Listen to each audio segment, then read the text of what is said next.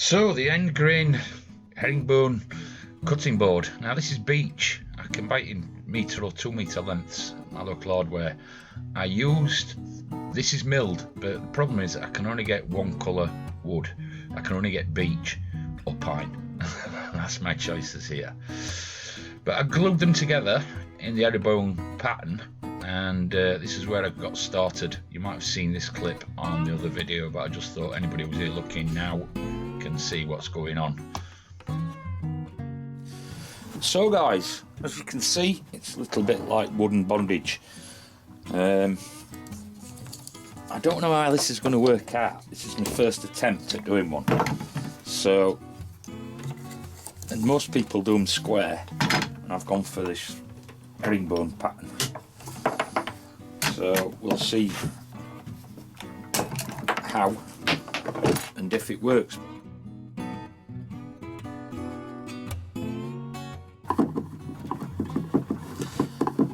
But I'm basically got to clean all these joints out. So that's that cleaned down. Now basically I'm going to slice it in half again and then join that onto that end. It should be 50 centimetres. Yes. So 25. That's basically that. I'm going to glue it like this though, and then that'll give me, when it's trimmed, the width and my board.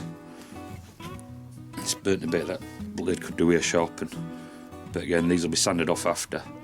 So that'll give me a width of the board, and then I'll slice that and then they'll be glued on like that and like that. This, I'm looking at it, fortunately these clamps will just do it. So I've got 3 of them, and that should be plenty of pressure to put on that. Just make sure there's no glue on it. There's a bit what I missed. And I'll basically just get that glued together, and then it's a case of waiting again. Glue.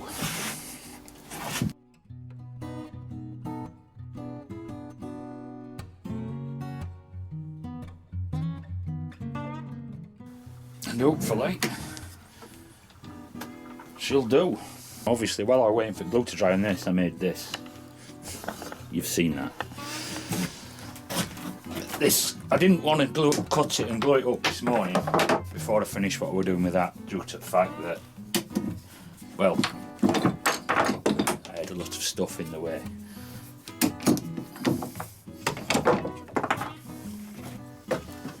But now what we've got to do is slice it into 2.5 centimetre lengths. I'm going to change the blade on my saw, put a different blade on it, which is more of a finishing blade with more teeth on it, and I'll do that, and then I'll set it up so that I've got a spacer, so I get me 2.5s, put the testicle protector on here, although I've still got to cut that back. It's annoying that it's so high, because if I use sledge it don't work well. Now I mentioned I'm going between 2.5 and 3 on these. I can't do it on my sledge, which is a right shame, because the last cut is going to be difficult. I have to work out how I'm going to do that, because I can't do it on sledge just because of height. The blade, I've put a different blade on.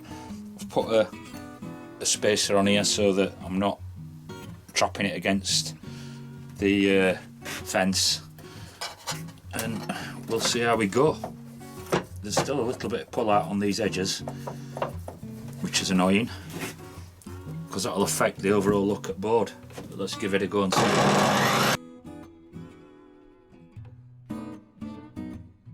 I just thought I'd show you, just to say what I'm doing. I'm cutting this last piece on the bandsaw. It weren't safe enough to do on table saw. So that's what I've got so far. Now I'm going to have to juggle them about and see if I can get some better. Whereas one or two of these gaps are really quite large. But when you squeeze them together, they do seem to close up a little bit, but one or two are quite bad. So I'm going to try and find a pattern that closes the best. I've got to take all these little fuzzy bits off because they're obviously as well stopping it. It's a bit of sanding. This is my first attempt, so I've learnt a few lessons, as you do. You always learn lessons. I wish I would have cut it thicker, another centimetre really, or even. These are 2.5. I should have probably gone to 3.5, but you live and learn, don't you? And what I've got to do is sand all these fuzzies off. I actually think that size is okay. At the end I'll explain what I think went wrong, or what I actually know it went wrong, and it will be a lesson learned. But we'll see how it turns out. I'm going to glue it up and see how it turns out, and see if I can put some dust or whatever, or see if when I squeeze it up that the gaps will close up maybe a little bit. There's not a lot I can do about it if they don't. So I was just saying, I'm getting this off using chisel, and then any other bits using this sanding stick, and hopefully then it'll go together better. Well, it'll go together better, but hopefully I'll be able to cover my sins. I am finding the odd bit of squeeze out as well inside here, so that'll help. But it's not perfect, but we learn by our mistakes, don't we? I've cleaned up fuzzies off, and yeah, it's far from great. I'm going to glue it anyway, see what it looks like. I mean, a couple of them boards, what I think I should have done is cut them in half first. I did them up as metres, and a couple of them were a little bit warped, and I tried to clamp them and I think they moved, and that's what's caused that. But I'll glue it up, see what happens. I'll put some shrink wrap under it. Dogs. Put some shrink wrap under it, protect the bench, stop it from sticking to the bench. And what I'll also do is put a board on top with this on. I can barely lift that with one hand, so that should hold it down to stop it from springing up. Let's get it glued up, see what happens. Worst case scenario, I learned a time-consuming lesson. Best case scenario, I can pull victory from the jaws of defeat. Well, I think that's that. We'll see how it turns out. Bottom side might look better with glue joints, just due to the fact that the glue will want to run downhill. I tapped it down and put that weight on it, and I've tightened it up as much as I can, so we'll see how that turns out, won't we? Right then, the big reveal. Now what I'll do is, I'll give you a close look after it. That's it, after I pull this off. That's not light.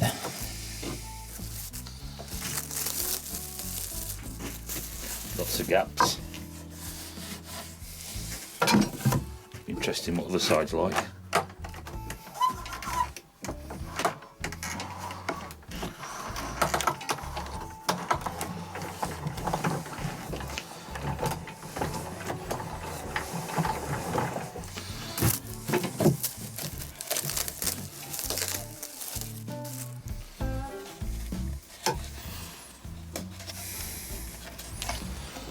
That's why it glues thicker, yeah? Let it run through. There's a few gaps in it. I'm gonna see if I can, like I say, save it. I'm gonna get sand. I might just trim edges off first, square it up, and then start sanding it. And then I've got a bit of wood left, which I can make some sawdust and see if I can fill them. It's not gonna look perfect, this, but I know what I did wrong, and next time I won't do it wrong. If I do another one, it'll still be alright, you know.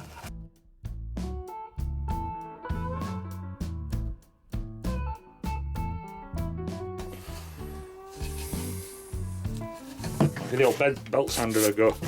This is an old belt that's on it, so I'm bothered if that glue gets on it. See how it goes with that.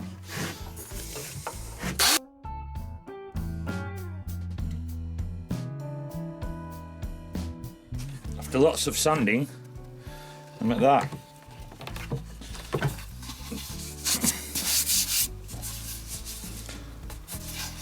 I'm going to mix some glue, some sawdust, and see if I can fill them up. That's how it turns out. But I'll fill them up, clean it up, and then we'll see how it looks. And I'll put some, it still wants sanding again, and then I'll run route around it. Quite like that look.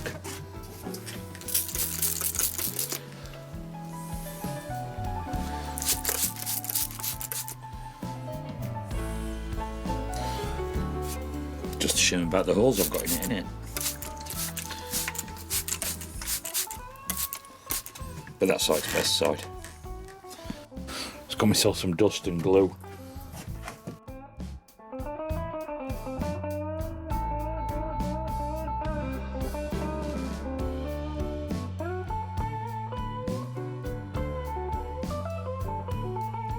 And that's all I can do for now. So guys, that's where we are now. I rounded the edges off. There's a couple of bits to pull out and there's a bit more filling. But this is only down to 60 grates, so I've got to go through grates. I'll probably take it up to 120, 240. I don't know whether I'll go to 240, but I'm only going to use it for putting up patterns on. I'm not going to use it as a cutting board because I'm not happy with how it turned out. I'm not totally happy with how it turned out. I quite like it, but just because of my mistake, which I'll explain that after. But I've got these pieces left, so I've also thought about slicing it and making some coasters. So if that's not table, I've got some coasters to match it, and all I'll do is stick them on I'll stick a backer on that just to stabilise it. But I think they'll look alright, you know what I mean? I should get 6 out of that lot. I would hope so. If we get another 2 out of that, depending on thickness, we'll get 3 out of that. So I'll have a set of coasters as well to go with it, which will look pretty cool, I should imagine. But I've got to get on with sanding this, and and I'm not going to put a food safe finish on it. I'm going to oil it and wax it, but I ain't got a food safe here. Next time I go to hardware or shop where I usually go, I'll see if we've got any food safe in case for if I do another one as a cutting board. But I do like that end grain and that edge turned out. So I managed to slice them down up bandsaw. It cuts really well actually. I wish I'd have done it all like that instead on table, so it would have probably gone better. Well, saying that, I don't know, because they're not bad. That one's a bit squiff. That one's a thin one. We'll see which one's at best. I'll probably get 4 or 6 out of them, I should imagine. That's not bad for evenness, but yeah, I'll stick them onto a bit of that, and that'll give us some coasters to match. So there you go, didn't waste anything. So guys, if you made it this far, yes, there's going to be part 2 because I've got the coasters to make, and I'll explain. What I should have done is cut it in half before I glued it up first. This is why I've got the gaps, because there was a slight warp in it. It slid on my glue, but if I'd have cut it in half, it wouldn't have had so much spring, and it would have half the gaps anyway straight away, even if there were a little bit of a bend in it. But stay tuned for part 2, and I'll get the coasters made and get the finish on and see how it looks when it turns out. Don't forget, thumbs up, thumbs down, drop a comment in, and it's nice to be nice.